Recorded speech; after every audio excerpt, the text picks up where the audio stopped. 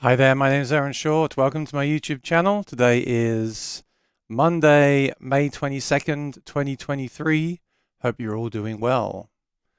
Let's start off by saying hi to everyone in the chat. We've got Bedouin from New Orleans. Looking forward to a great show. I hope you're not disappointed, my friend.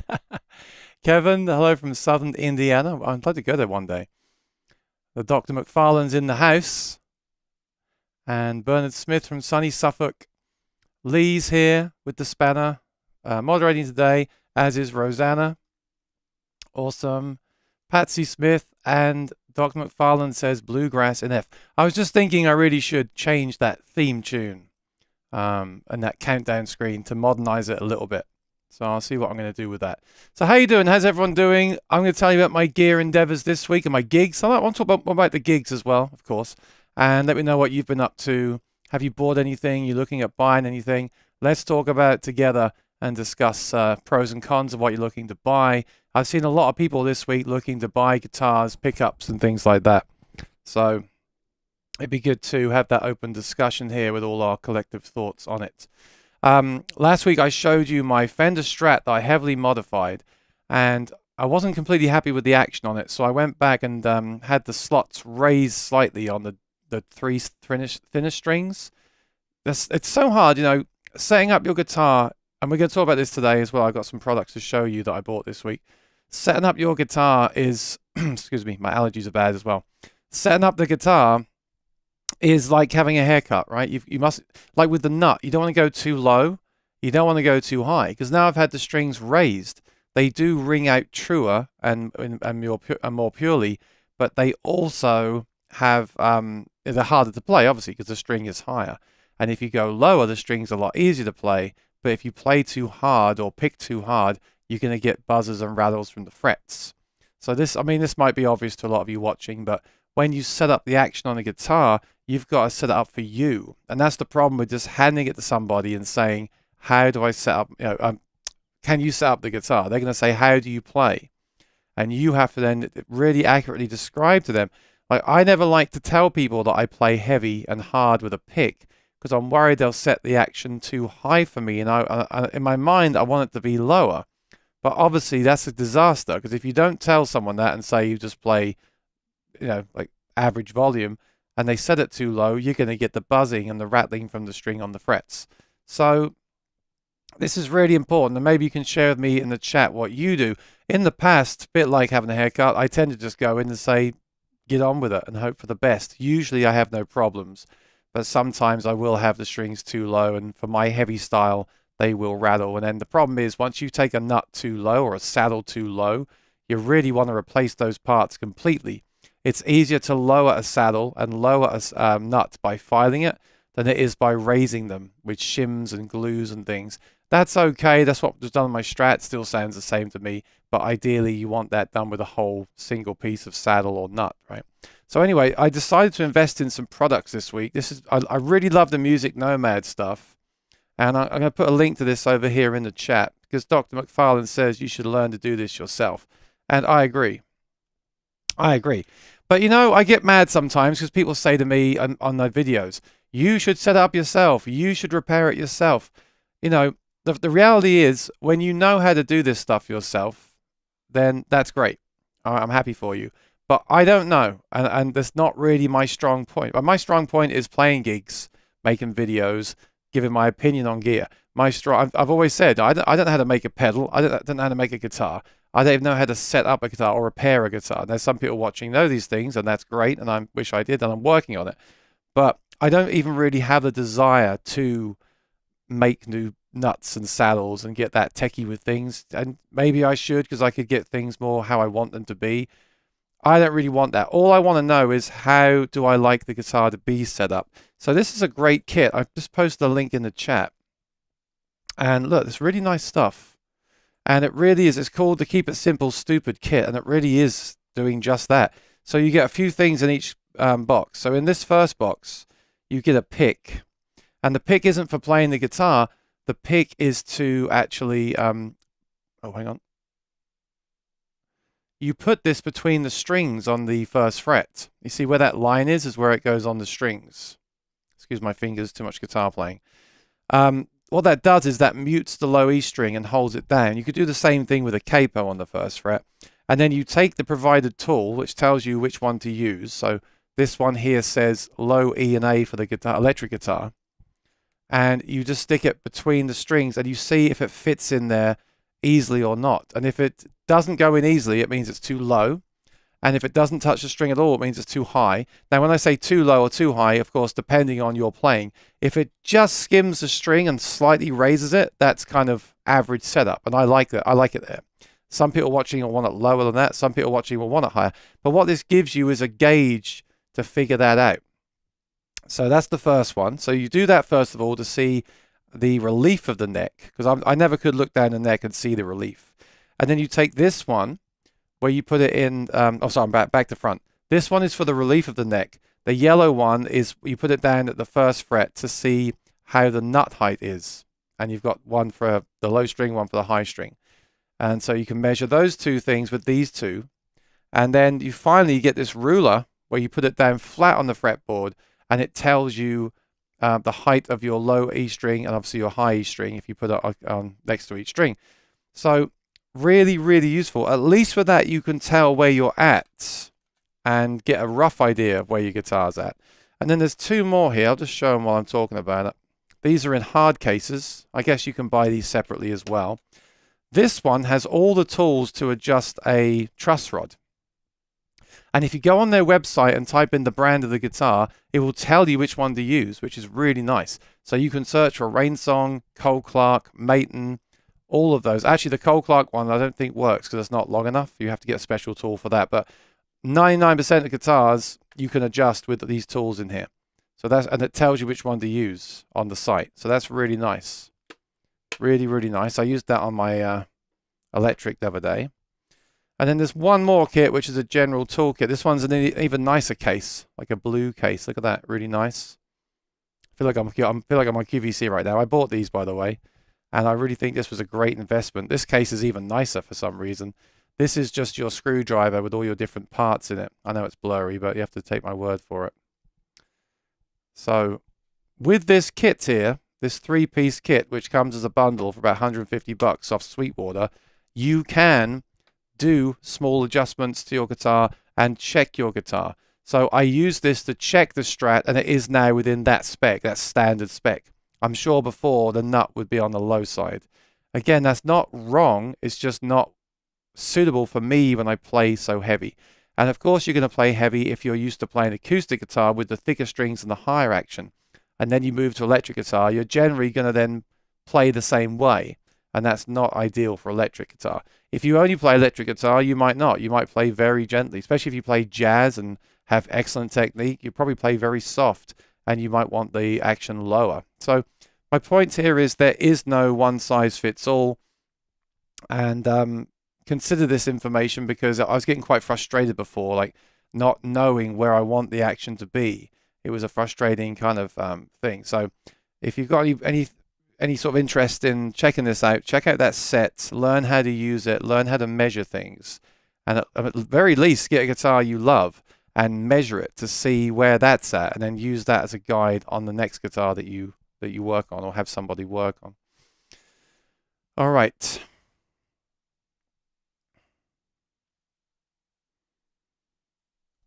Alan says hi from Portugal. Good to see you. Eddie, I don't know if Eddie's asking a question or waving. Hi to Prodigal Nation. And yeah, so Doc said, learn to do it yourself. I don't think I mean, look, learning how to set up and repair guitars is a really advanced skill. If you do it well, that's the thing, isn't it? I think we should all learn how to check the guitars and do basic setups, like adjusting the nut, the truss rod and things like that. We should definitely all know how to do the basics.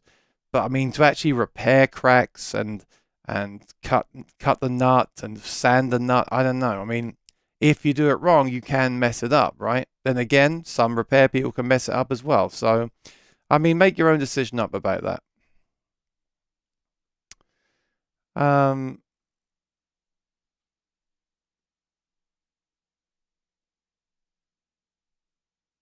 Yeah, it is a great kit. I tell you what, all the Nomad stuff is great. I use it all. In fact, why don't we go on there today and I'll show you what I use. Again, this isn't a sponsored video at all. I bought all this stuff myself. But I like, and that's better, isn't it? Because it's real. And I like their stuff. So what I'm going to do is I'm going to search for Music Nomad. And I'm going to show you all the tools. I use so many of their tools now.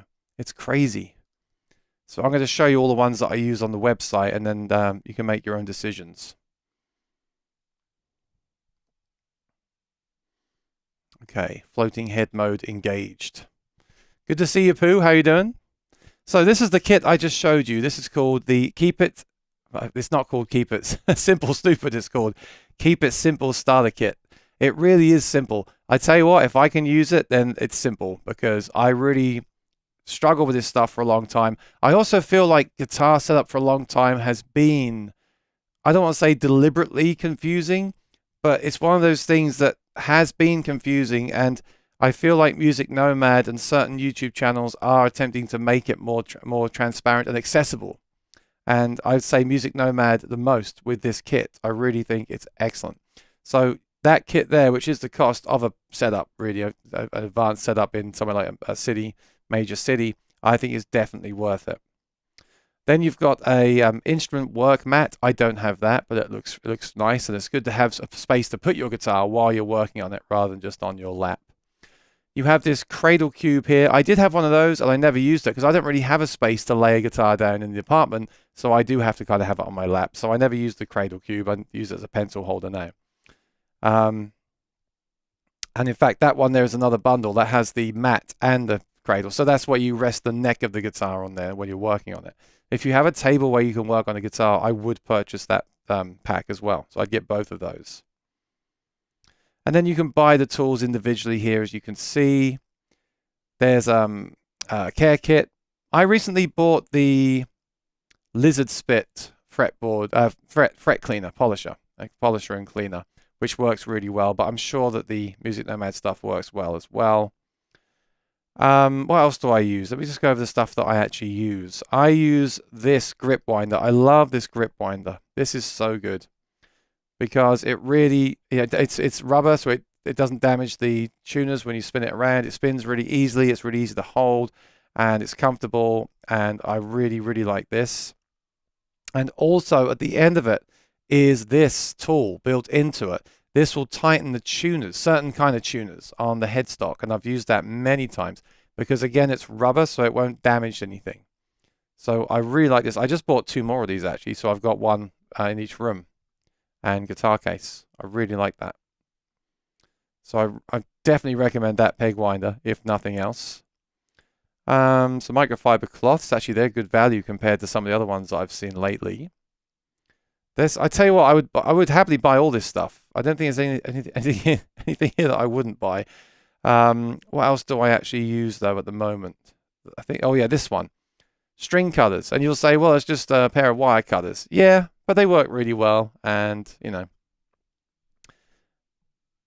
I use those a lot. Obviously, every time I change strings. There's one more that I'm looking for that I can't see on here that I use all the time. Yes. When you need the longer truss rod tool, then these are incredible. When they have the longer tools with the actual handles on them, I really like those. I use the Grove Gear ones as well. Actually, I don't use the Nomad one. I use the Grove Gear one. I think they've got a new name now. But you want that to be easier to use. This saved me the other day. So the Cole Clark guitars always have the E string bridge pin impossible to remove, and I've always had to, even like pushing it from inside and pulling it, it's oversized, it gets locked in there, and if you're at a gig you'd never pull it out, right? So I've always had to use a pair of pliers, and the problem with that is you could break the pin, or at the very least you could damage the feel of it. You could like wear into it with the metal part of those. All this does is you just rock it into where the peg is and pull it, and it comes right out. So I just bought a spare of these as well to put in my guitar bag, because if I'm at a gig with the Cole Clark and I break the low E string, I'm not going to be able to remove that pin and put a new string in. I'm going to be standing there like, and you might even hurt yourself trying to pull that pin out, or damage the guitar, or at least waste time on stage. So this thing is a real lifesaver. So I just bought 3 more of these as well, again, to leave in bags and guitars. This thing is probably my favorite. Now, if your guitar has no problem with the bridge pins coming out, you see, you just rock it like that against the bridge. If you don't have that problem, then I wouldn't buy it. But if you have a Cole Clark or a guitar which sometimes where the pin sometimes gets stuck in there, you can either sand that pin down, I presume. I don't want to do that. Or you can just buy one of these and pull it out with this. But this thing really does work effortlessly and is excellent. So for my situation, this is the tool that I value the most, simply because I don't want to be on stage and I can't get the bridge pin out. Now, I don't often break strings, knock on wood, but if I did break a low E string and I was about to play an important set, I would be in a lot of trouble. So this and the string cutters and the winder are my favorite things. I use them every time I change strings. And this new kit with the different tools in is my second favorite thing. Because again, I don't see myself sanding the nut and the bridge anytime soon, the saddle anytime soon.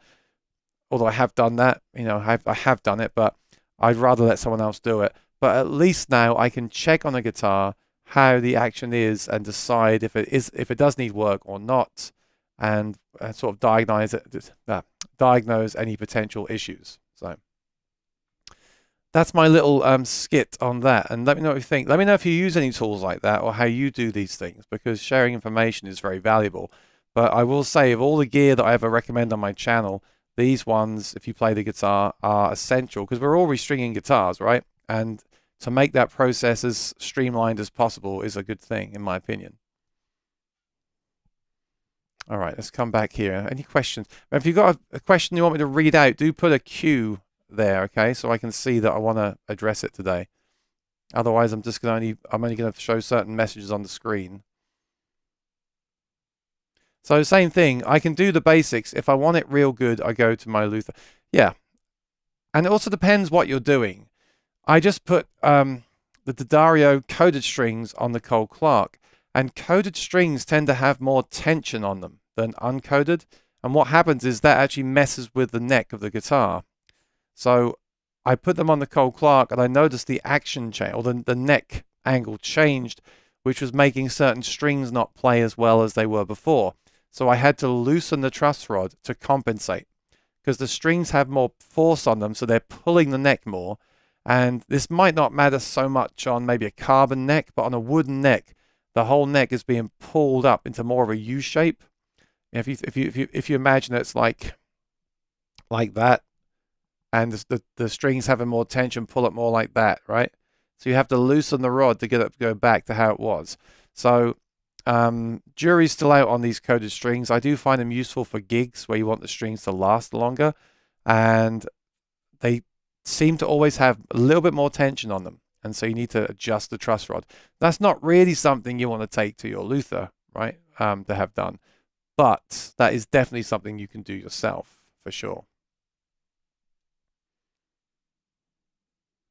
Oh, here's a good one. I bought a book 20 years ago called How to Make Your Electric Guitar Play Great. It has been an excellent resource over the years. Oh, cool. I'll check that out. Seinfeld today. There always are certain books, aren't there? You read certain books where they really connect with you and they're really useful. And we don't tend to read them anymore. We tend to watch videos on things, which can be useful. But there's always been books over the years where I've really learned a lot from that book. And so Dr. McFarland has that one there. I'll have to check that out. How to Make Your Electric Guitar Play Great. But for me, again, Music Nomad are doing that. They're selling a kit and they're giving you the instructions as well in videos and diagrams of how to do this in an incredibly simple way. Right? Can't speak today. I had a lot of gigs the week. I didn't tell you I did. Friday I did a gig. Saturday I did 2. Sunday I did 2. So that's why I can't speak very well today. That is good that they're doing that. And obviously they're doing that because they're selling their kits to do it with.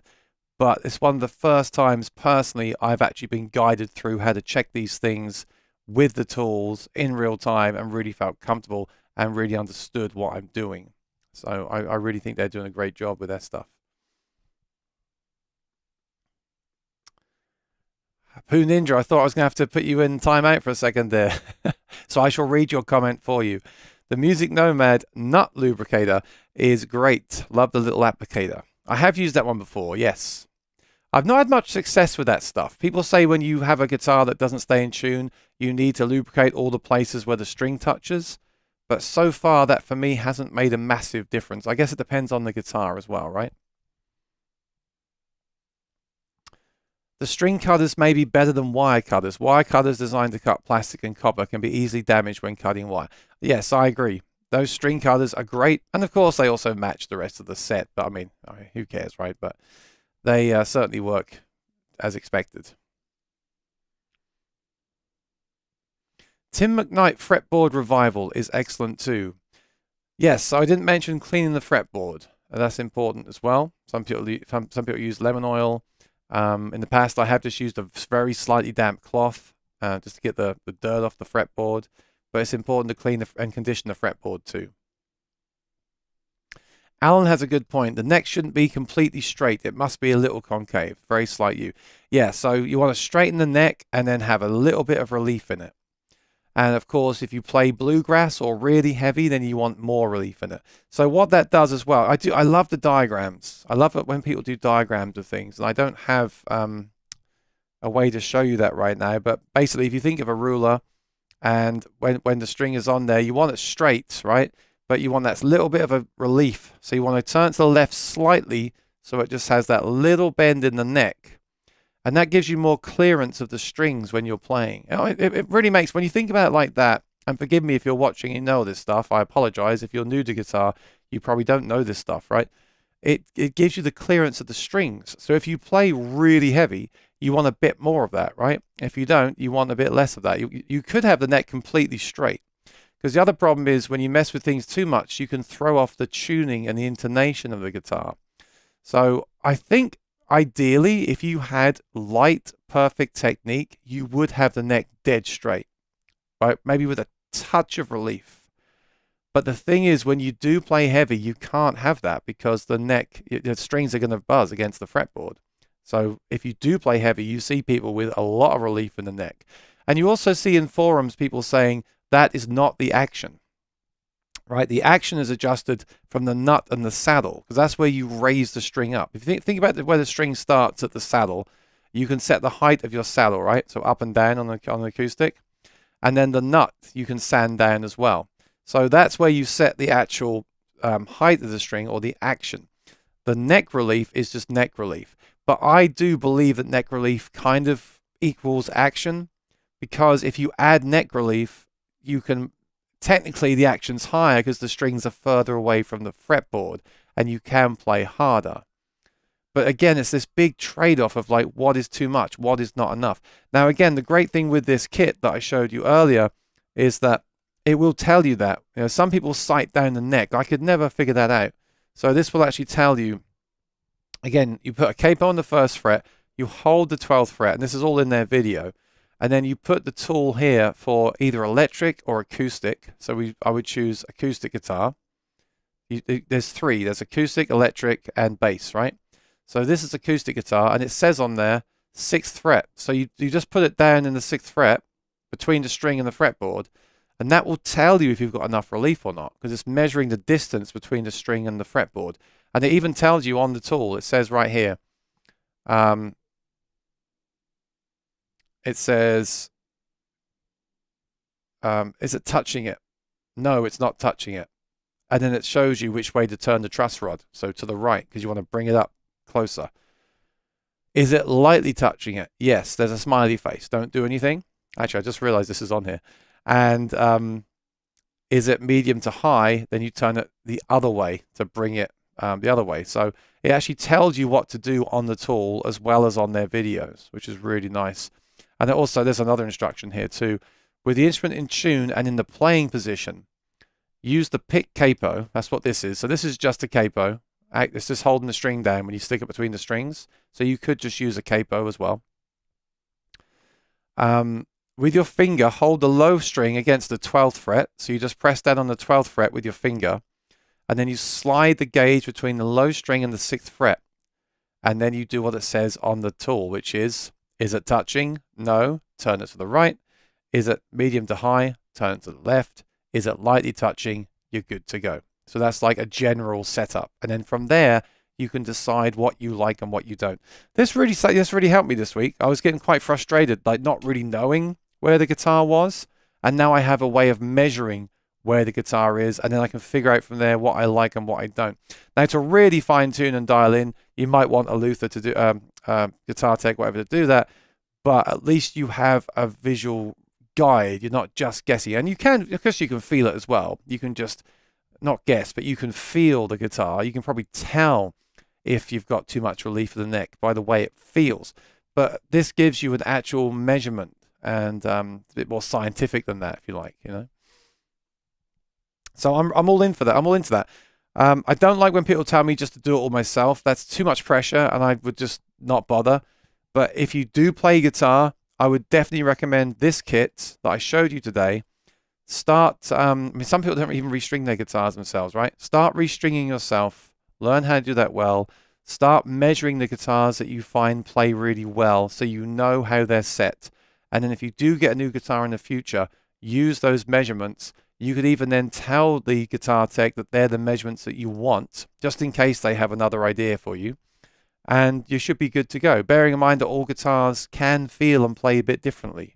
At least you have some kind of information.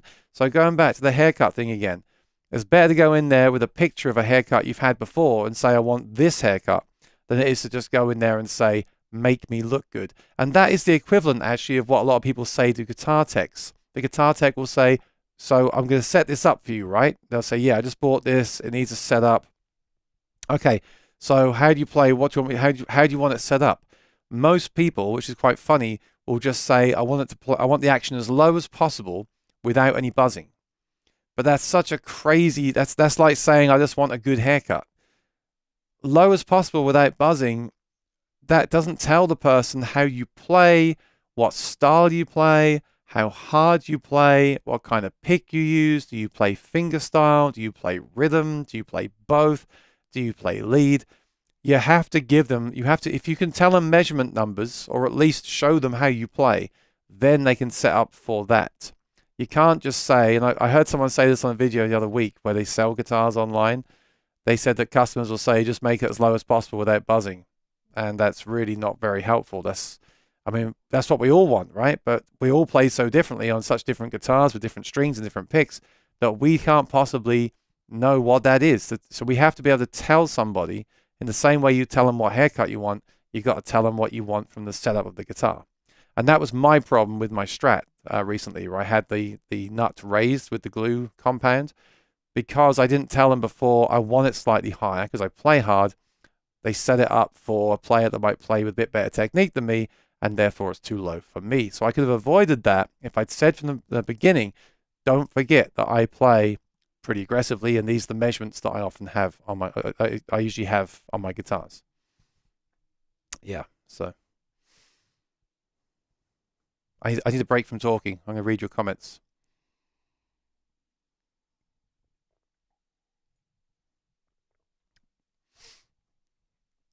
Five-gig weekends can be hectic. Yeah, let me tell you about that. Just, only for the sake of discussing gear, of course. So Friday, okay, so I played Thursday night, used the in-ears, the Cole Clark, and the Voice Live 3 into a QSC. But what I do at this restaurant is I have the QSC in front of me, so it's not too loud for the people behind it. Because the QSC PA speakers have a lot of sound come out from behind them. And then because it's in front of me, I can't hear it, so I wear in-ears. That was great. I have replaced the battery compartment in the Cole Clark. They sent me the fix because I was still under warranty, and that fixed my problem. There is apparently a problem with some battery compartments in Cole Clarks from last year. If you have a problem and you're under warranty, reach out to them. I guess they'll replace it for you, the part for you, as it's under warranty. And if it's not under warranty, you can buy it from their website. It's not too expensive. So that was great. Really enjoyed that. I was using the coded strings and realized that the neck angle had changed on the guitar. So I did, when I get home, take some of that relief out of the neck and put that back to where it was. That was cool. Friday I played and I used a QSC CP8, same rig, but with that speaker, no in-ears. Sounded really good. No problems with that. And so the whole weekend, no problems with feedback with the Cole Clark. Not that I can't have feedback with the Cole Clark. I can, but not as quickly as some other systems, right? And I also really missed the dynamic power and everything of the system. I really do like it. And then I played Saturday morning, and I used all weekend. I used the Everse 8. Really like the Everse 8. Probably going to sell the Bose S1 Pro and the JBL Compact. And the reason is, and people ask me this all the time on the channel, which one do I like the best?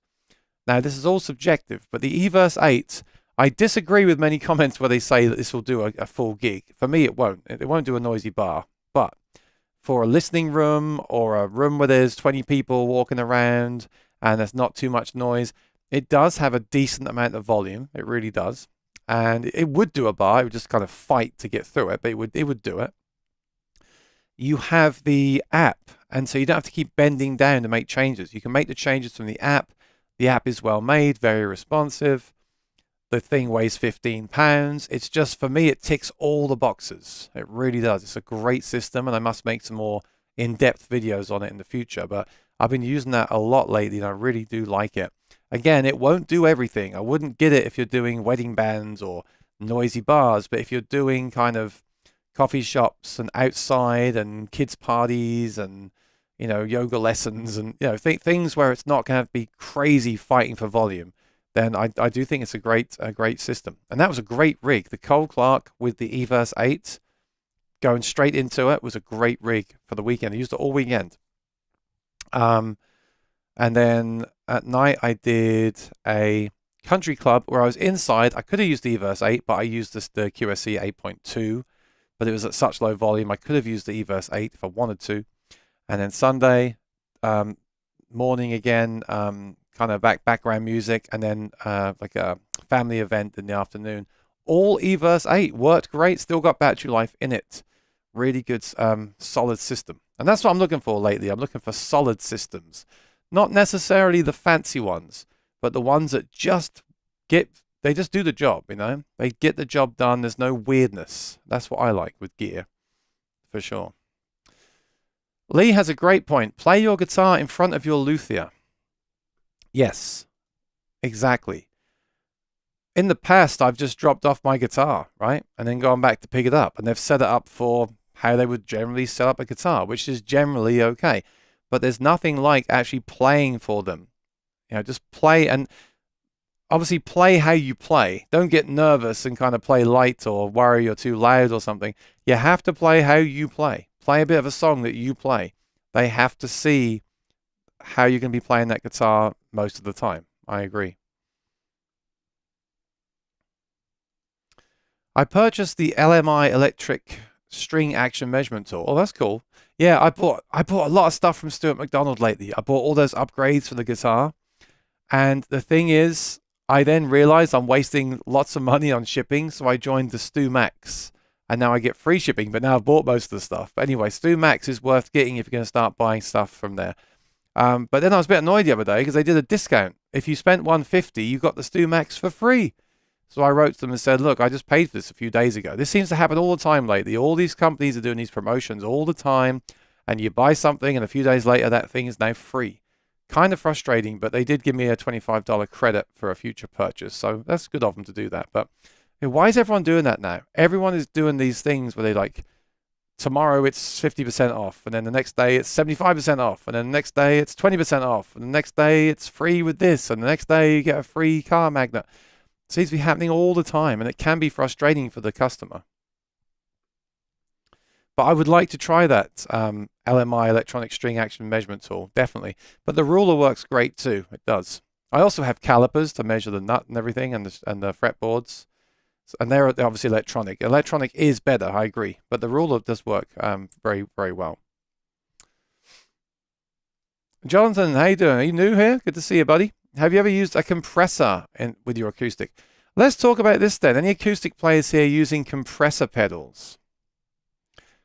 Any electric players here using electric compressor pedals? That's a good question, isn't it?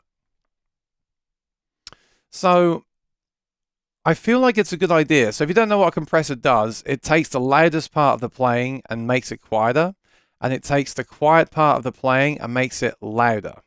Okay, so it's a good idea in theory, and it's often built into mixing boards, and you can obviously a lot of people use compressor pedals. There's an excellent compressor pedal from Fishman that's built into the Aura. I always love that compressor. I just don't tend to use them very much. I don't know why. Again, I love the idea in theory. I'd always use it for recording. It makes a lot of sense. But I don't think, I never think to use one at a live gig. And to answer your question, Jonathan, I do have one in my TC Helicon Voice Live 3 pedal, but it's turned off. I have had one in the Fishman pedal, which worked pretty well. And I have had them built into mixing desks. If there's one on the mixing desk, I'll often add a little bit to the signal. And there's also one in the Everse 8 amp, which I just mentioned. I'll often add a little bit to the signal, but not really enough to make a difference. I don't know. I'm kind of on the fence. Like sometimes I dabble with compression because I like the idea of it in theory, but I never actually tend to use it. And maybe that's wrong of me. I don't know. Let me know what you think.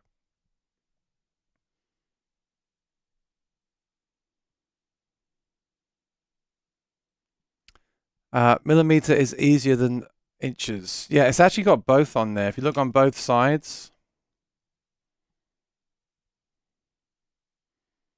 it's got both on. It's got one type on each side of the thing. You see, you can't really see it because of the camera being blurry, but if you look on the website, you'll see it there.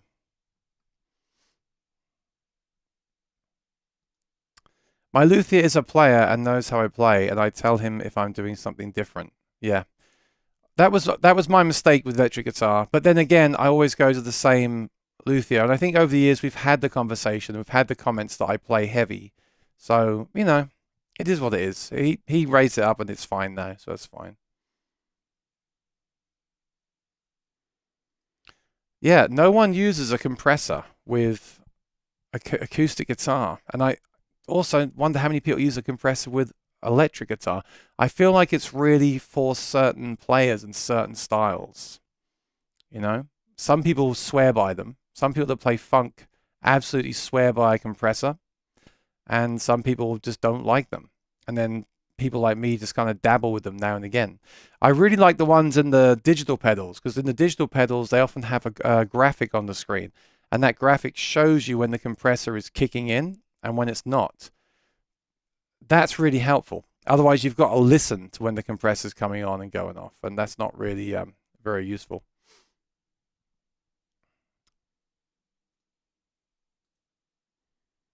Okay. Yeah, so I don't know. It's just a personal preference. So let me know what you if you use it. No one said that they use one yet, so I'm going to assume that most people don't use them.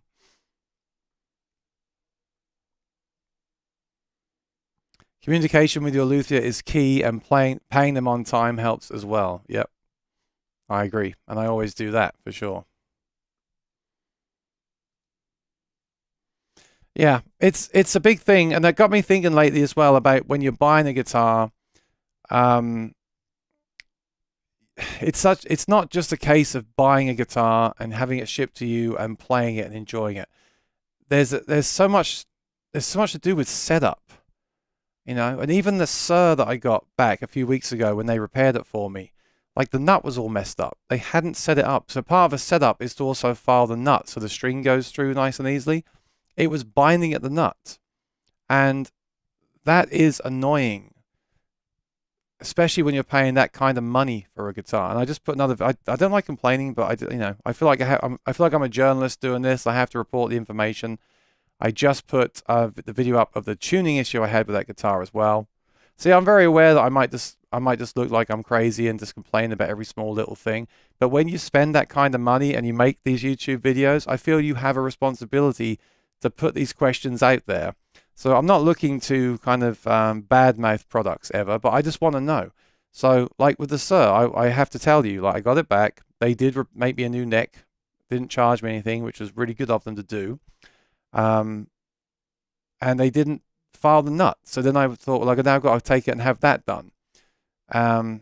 They then took it back and did the nut, but then the tuners don't feel right. So I was like, okay. At this point, I just feel like I'm complaining all the time. so I'm probably just going to sell it. But then if you sell something that you feel is not 100%, morally, you wonder if that's the right thing to do, because you're basically just passing it on to someone else. Although I've learned that some other people simply won't care and they'll be fine with it. So I don't know. But I do feel the need to, without being excessive about it, put the information on the channel, because otherwise it's not genuine, is it?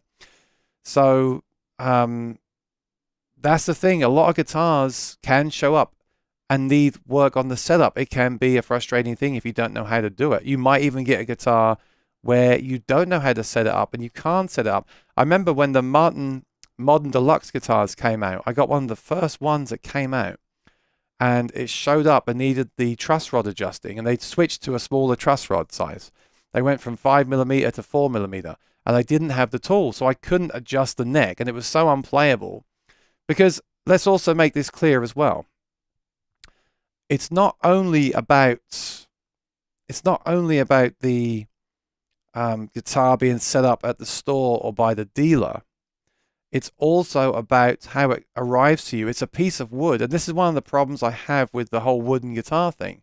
No matter how well a guitar is made and set up at the dealership, it can always arrive at yours with a problem, a crack or a setup issue, because of the weather. And this is why carbon fiber guitars are so good, because if you set up a carbon fiber guitar properly and it's shipped to you carefully, it will be exactly the same when it arrives to your door as it was when they shipped it to you. The problem is you can pay hundreds of dollars for a setup. It's getting towards that time now, getting the dry nose. You can pay $500 for a setup and a plec and all the rest of it on a Suhr guitar or whatever, $3,000 plus guitar. I shouldn't say brands. Let's say $5,000 guitar, and it arrives to you and the strings have dropped down and you've got to set it up again.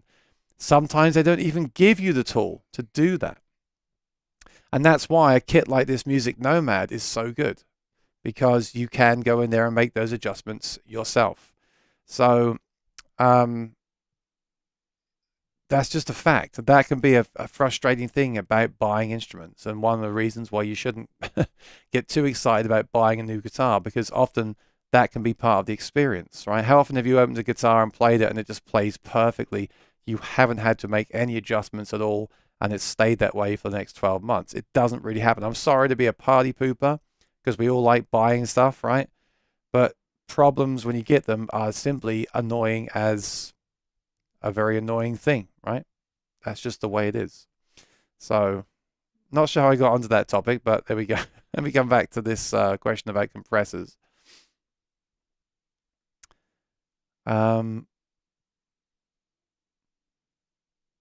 Oh, so I didn't realize that. Okay.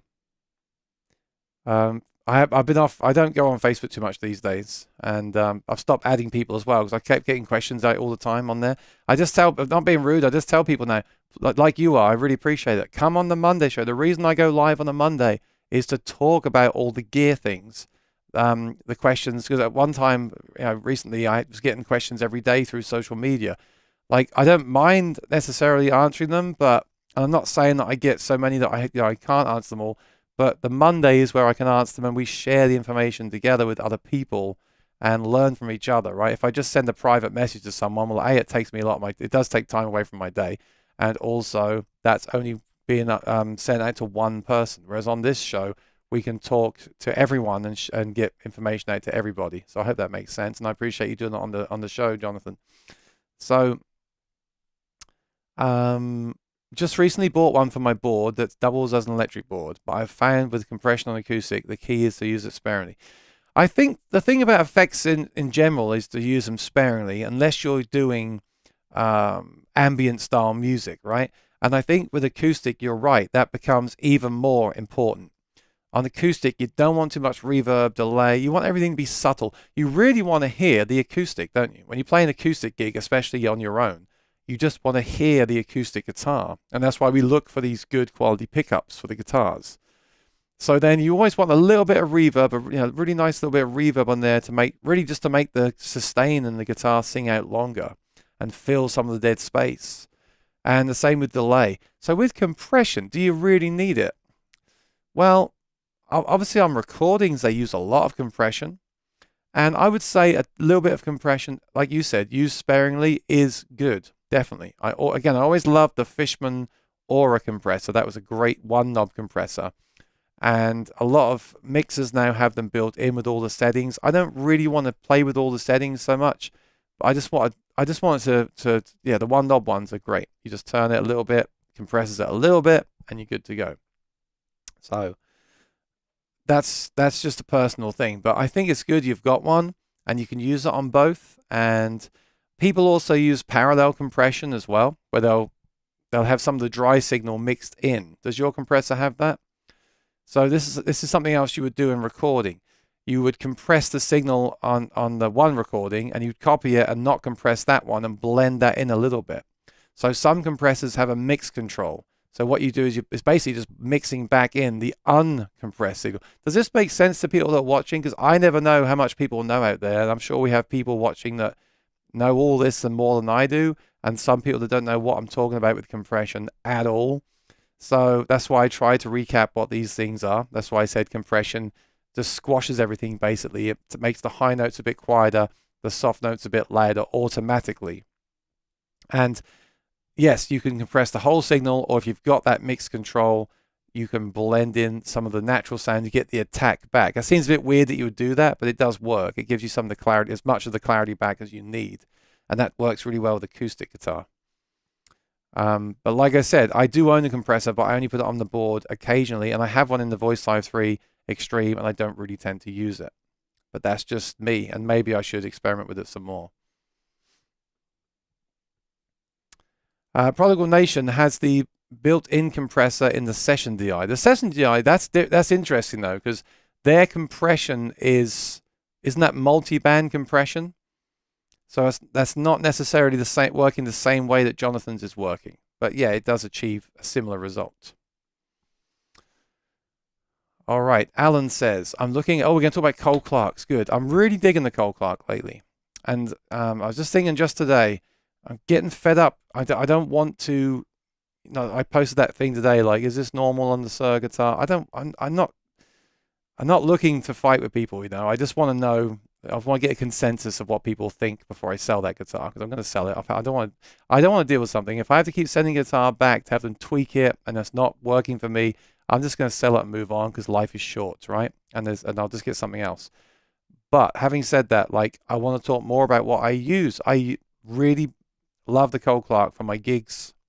And I also love that I'm not sponsored by them as well. I'm not. I just think they're great guitars for what I do. And I love talking about that. And maybe in the future, once I've kind of settled really on my electric rig and everything, maybe I will just go live and just talk about what I'm actually using. This is what I used this week. It might get boring, but I also think it gets boring talking constantly about new gear all the time as well, because it's just going round and round the rabbit holes, right? So I might do that at some point. I definitely don't talk about Cole Clark enough, or TC Helicon. All right, don't talk about those things enough, because that's what I do actually use week to week to make a living. So let's talk about Cole Clark for a minute here. Alan says, I'm looking at a Cole Clark, but have no idea of the different models. This one's called a Fat Lady FL1. Is it a good one? Second hand, near new, around €1,000. So do you want the full story here? Because it gets kind of complicated. It gets complicated. I guess I just said we're going to talk about it, so we will. I'll try to keep this as condensed as possible, okay? And I'll explain to you the deal with this. And if you don't know about Cole Clark guitars, you can take this as a little intro to Cole Clark guitars. So the Fat Lady is, and FL for short, is the Dreadnought size guitar. And you have the 1, the 2, and the 3. The 1 is the most affordable, or some people would say cheapest. The 2 is like your standard series, and your 3 has more abalone. For some people, it has too much, right? It has quite a lot of abalone, different tuners, looks a bit more Art Deco. It doesn't have feature upgrades like stainless steel frets. I would rather the 3 series have a little bit of abalone and stainless steel frets and more functional performer things than just looks. But like Martin guitars, it's more about the looks, okay? So for that reason, the 2 series for me is the sweet spot, generally. I'm not against the 3 series, but they are more money for that stuff. The 2 series is great. That's what mine is. The 1 series is their more kind of budget series, which again, doesn't mean that it's a worse guitar. I haven't played one. I think if you're looking for a backup guitar or a stage guitar, or you don't want to spend over $2,000, the 1 Series, especially used, is probably a great way to go, but I haven't played one. You also don't get the hard case, you get the gig bag, which might be better for you. So that's a good way to go. The only concern that I have with the Cole Clark lineup at the minute, well, first of all, is you can't really find them for sale, which is incredibly frustrating, because I want to go out and play a bunch of them. I want to try all the different woods. As you can see, I'm quite passionate about this brand. I like the brand. I like the guitars. But it frustrates me that people say that some of the guitars don't sound good acoustically. They do, but there's so many different woods. They make them from redwood. They make them from spruce. They make them from all blackwood. They make them from all these different woods, and they all sound different. But there's no way to go to a store right now in America and play them all back to back and hear those different woods. And that's just a accessibility problem with the brand at the moment, not having much inventory in the USA. The only thing is I want to put out there is from some things that I've had to deal with. First of all, they innovate a lot, which is excellent in my opinion, but can also be potentially a problem as a customer. So the original pickup from 2 years ago was the 3-way system, right? It's got 3 pickups in the guitar, which is why I'm such a fan. But they changed that to the PG3 at the start of last year. Now, I've played the guitar with the older system, and I don't like the older system as much as the newer system. I prefer the newer system. So straight away, I would say, look for a Cole Clark with the latest PG3. I would not personally buy a used one with the older system at this point. But that's just me. You might not care, but that's my thing. So that limits my, if I'm buying a Cole Clark today, that limits me to those ones with the PG3 system, right? Then I did have, again, full transparency, I had a problem a couple of weeks ago with the guitar cutting out at a gig. But they know what that is. They sent me the part because I'm still under warranty. And again, good reason to buy a new guitar. And it's fixed the problem so far 100%. It's a very small fix. And talking about repairing guitars today, I did it myself. So that shows you how easy it is to do. You just have to unclip a wire, clip it in, and install this battery input jack again. So I think that's around, I was trying to get exact dates from them, and that was last year between 2022-ish, right? Again, not a problem for everyone. Remember, I'm gigging 8 times a week sometimes. The guitar's getting a lot of movement. I'm banging on that thing. That's why that cable came loose. You might not have a problem with that, but you might have a problem with that. I've seen a few other people have the problem as well. So, talking about myself again, that kind of limits me, doesn't it? Not that I'm looking for a Cole Clark right now, but if I was, I'm not going to buy a used one because I want the PG3. I'm probably not going to buy one from 2022 unless, well, I guess I can if I'm willing to replace that part, which I could do. So that's not really a problem. Okay. What I'm trying to say is if I was shopping for one today, I'd be looking for a brand new one from 2023. And the problem is there's not many around right now from 2023 in the USA. They're all over in Australia, which is very frustrating to me. The best thing you can do right now is to fly to Australia, play them all, and buy a brand new one. But that's not an option. I hope it's going to change. They are now distributing the guitars themselves in America. So I hope that we're going to see more Cole Clarks very, very soon. They had them at NAMM. That's where I could have played them all, and I didn't go. So I'm kind of annoyed that I didn't go to NAMM. For me, that's the biggest problem with Cole Clark. You can't find them anywhere. And that's a good problem to have, I suppose. My problem with them isn't that I don't like the guitars. It's that I can't play them anywhere. I can't buy them anywhere. So I do hope that they get around to get more guitars over here. It just shows how successful they are, doesn't it? If they weren't successful, they would be everywhere. But because they're successful in Australia, they haven't got enough, I suppose, to come over here. And worldwide as well.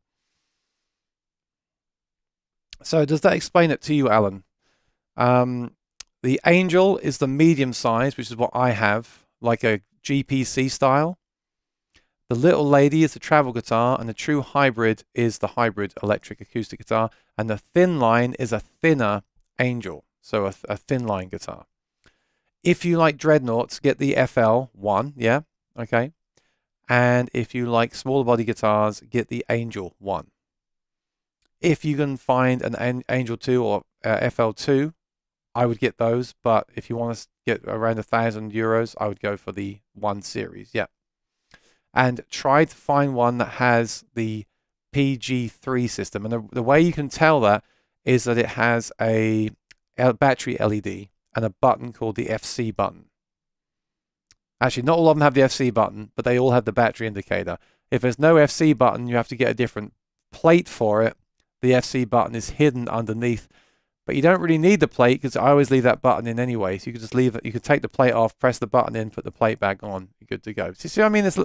They're in a bit of a transition stage at the minute, in my opinion, simply because they upgraded their pickup system and they've ironed out a few things with it. I would say now is the time to build one that's built right now. Today is the time to get one. Also, with the ones where they've got the humbucker in there, when they first put a humbucker in, they used Lola humbuckers. And I bought one and realized that the E and B were too quiet for me. It wasn't to my taste at all. I returned it. Well, they're now making their own humbuckers, and they've fixed that problem. All the strings now are balanced at the factory. Amazing innovation. But what that means is to get all that latest innovation and all the little fixes, you really want to buy one that's made in 2023. That would be my advice to you. Or at least know that going in, you might have a couple little things that you might have to deal with. Lee says, the only guitar I ever played perfectly from delivery is the Voyage Air. That's interesting. I mean, it does happen. It happens that we get guitars, they just play great, and they play great for the rest of your life. It does happen, but it's pretty rare, I'd say. The Robert Cray. I've tried the Robert Cray, Danielle. I question if there was setup issues or serious issues when looking at the alignment of the strings and bridge barrel pieces. What I would say about Sweetwater is, as much as I'm a fan, I have had issues with them, with guitar, not with them, but with guitars from them. They do the inspection process. So they take the guitar out of the box and they look at it. Are the strings on here? Are there any scratches? Does it play at all? They don't set it up. So what I would do, if you're going to buy the Robert Cray, I'd probably just pay Sweetwater to set it up. But again, at that point, you really want to tell them how to set it up. Otherwise, what is that setup, right? So actually thinking about it, talking about it out loud, I'd probably buy the Robert Cray and take it for a great setup locally. They are good guitars. I don't think they're as good as, I don't want to say that. I think I would prefer an American Pro 2, but the Robert Cray is cool. I like the neck shape. I like the pickups. Most of them are quite light, but I would take that for a professional setup once you bought it. I'd factor that into it. I would have Sweetwater do it, but you got to tell them exactly how to do it, because if they don't do it exactly to your tastes, you can't just take it back there and have them tweak it. You're going to have to take it to someone anyway, right? So I would do that. But yes, the reason I love Sweetwater is it's so easy to return stuff. If there's any kind of problem, they'll just send you a label, you ship it back, they give you your money back, and you're done. And there are so many problems. I've just been talking today about problems with $3,500 guitars, right? So you don't want that. You don't want to deal with that. If there's a serious problem with something you've bought, and maybe Sweetwater check a guitar and it's fine, you get it and the pickup fails because of the shipping, or it was just loose and then came loose when you got it. They'll fix that. Whereas some other dealers might say, here's $50, go get it repaired, or tough luck, it's yours now, or you did it. That could happen, right? But with Sweetwater, they'll always do whatever you want to make you happy. And that is the reason they are great. And I know they're a big corporation, a big company, and I guess they can afford to do that. But I don't really care about that stuff. I would shop locally. I do shop locally. They don't sell Cole Clark, so the Cole Clarks I've bought were from smaller dealers. And I also think Reverb is great too. They also stand by their insurance policy, always get their insurance policy. They always stand by it, in my experience. But I just like that additional layer of, if there's some awful problem that pops up, you haven't got to even think about it. You just send it back. So I would get the Cray, see if you like it overall. And if you do, take it locally for a professional setup. Unless you know the measurements you want and you can have Sweetwater do it before they even ship it to you. That would be nice as well. Yes, that is parallel compression, half and half mix. Yeah, I would say that for acoustic, that's a good way to go.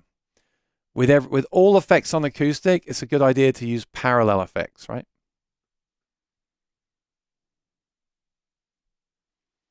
Yes, it's the Keeley Compressor Plus, which does have a blend knob.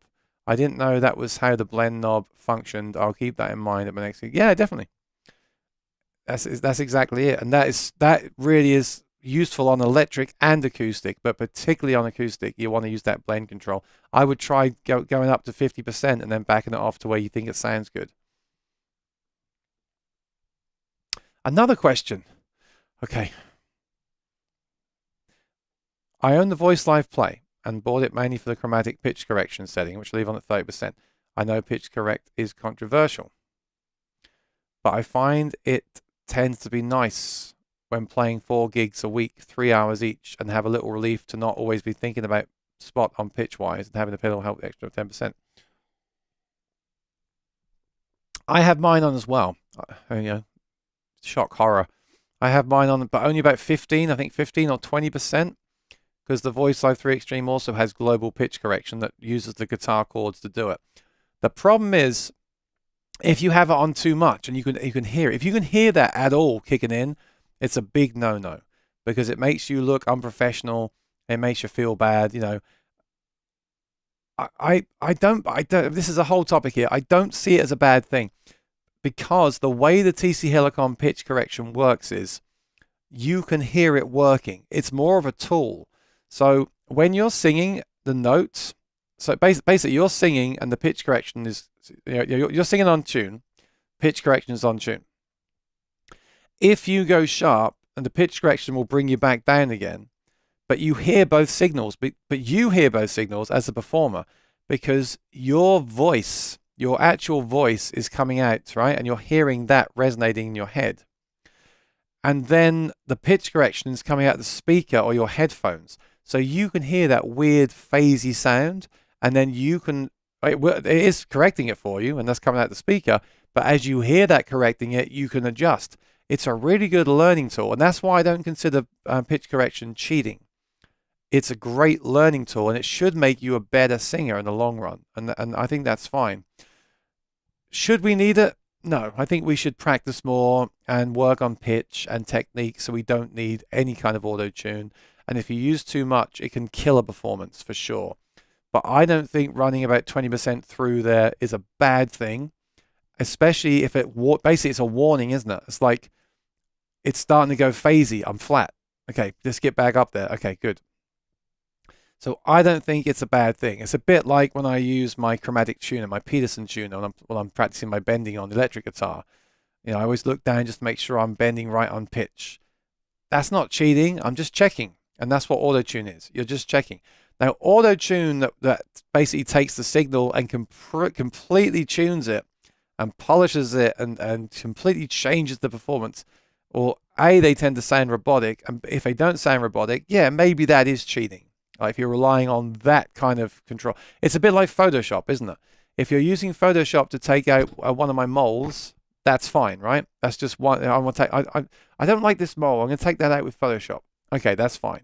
I don't think anyone would disagree with that. If you go in there and make yourself look like a different person, then that's a problem. Okay, so that's what I'm trying to say. And auto-tune even less so, because it's not really fake. It's more for you to hear when things are starting to drift out, in case you don't have that ability to do that without it. So I think it's absolutely fine. I think the TC Helicon pitch correction does sound very good, and I think it's okay to use it.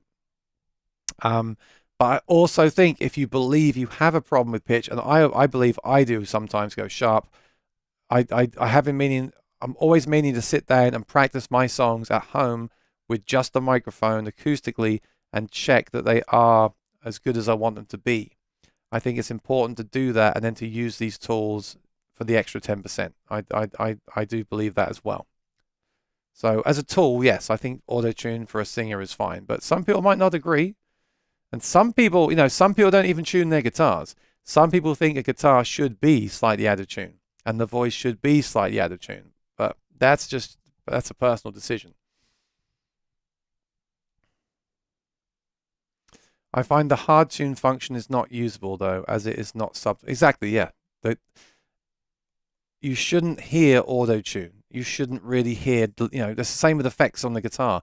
You shouldn't hear them. They should just blend in to make a polished sound. And that's what auto-tune should do as well. Alan says the Cole Clark Series 1 I'm looking at has an original hard case and a 3-way pickup. Excellent. But is it the PG3? because it might not be the PG3. And it might not matter to you. You might still like it. But I personally would want the PG3. So if you can put a link in the chat, I'm happy to bring it up and show it on the screen, but you might not want to do that in case someone buys it. So I understand.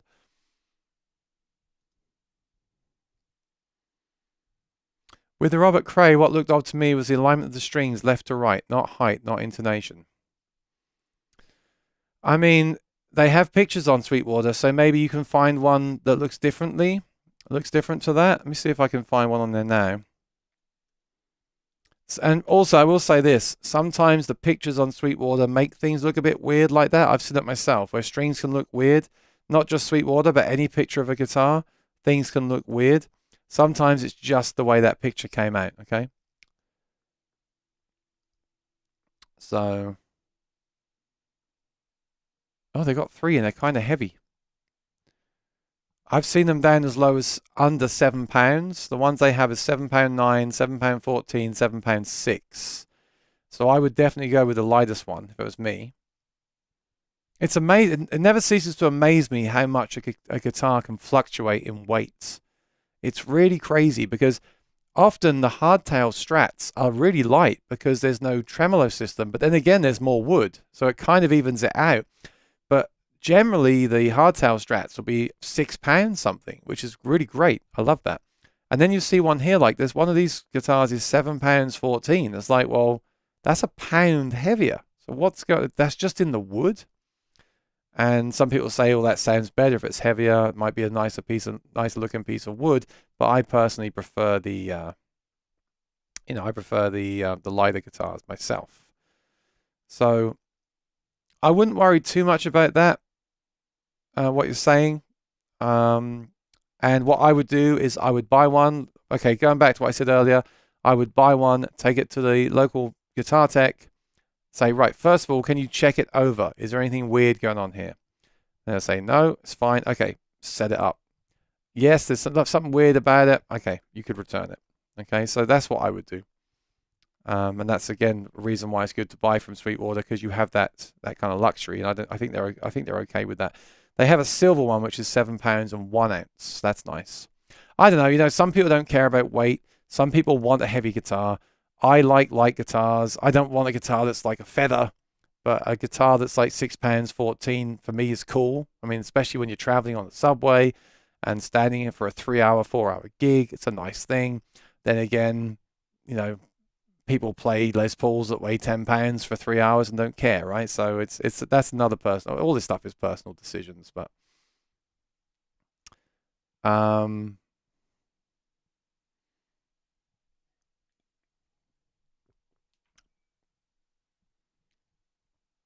oh, also, Danielle, another option, or it'd be more money though. You could go onto the Fender website and look at the mod. You're in the USA, right? You look at the mod shop and you can build a hardtail Strat. Okay, I've been doing that myself. You go on the builder and build a hardtail Strat, but it's going to be about $2,000, where the Robert Cray is $1,000. So it's a lot more money to do that. All right, good stuff.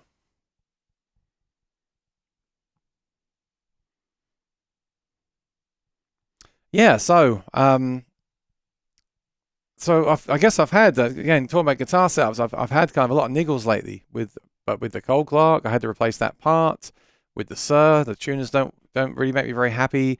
With my Fender, I had all those mods done to it. Although I am happy with how that came out.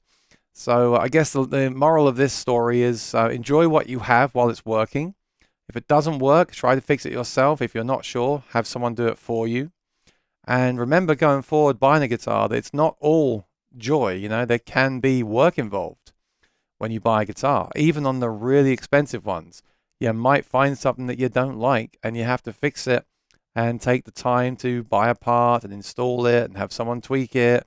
So when you do get a guitar playing how you want it to, then hold on to that guitar. Don't sell it and enjoy it, because that isn't always the case. I'll just say that.